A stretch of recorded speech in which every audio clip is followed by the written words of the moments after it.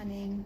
Today's thought of the day by Marcus Aurelius from Meditation says, "Nothing happens to anyone that he can't endure.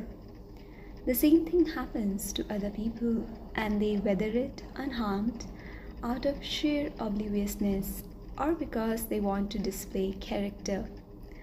Is wisdom really so much weaker than ignorance and vanity?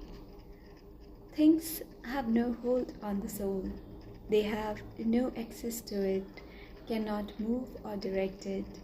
It is moved and directed by itself alone. It takes the things before it and interprets them as it sees fit." Okay, so there are two thoughts. First is that, whatever circumstances that we find ourselves in, for good or for bad, things that we call struggle of our lives or test of our character, these things come to us because something in us is ready to face them. There is an inbuilt ability in us to show resilience towards the things that are coming to us, and that's what he's trying to say, that nothing happens to anyone that they can't endure.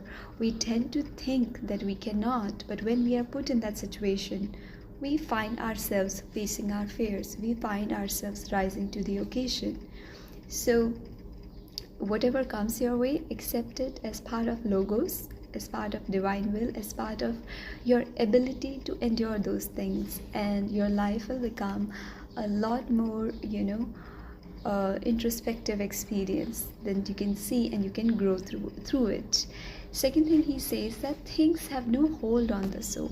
Things that we, material things or attachments and everything else outside us, that we hanker after so much, we struggle after so much, we get depressed over so much. He said that they don't have any effect on the soul because those things don't have access to it.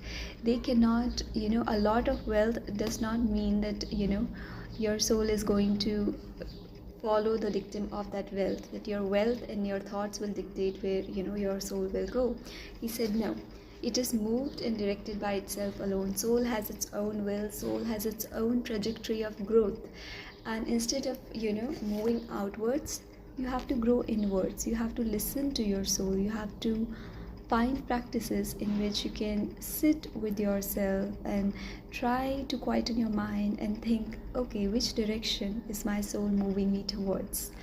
And that's my understanding of what he's trying to say. But these are two very wonderful thoughts that help us, not only build character, but also live a life which is not dictated by outside events, outside things, and makes us more resilient.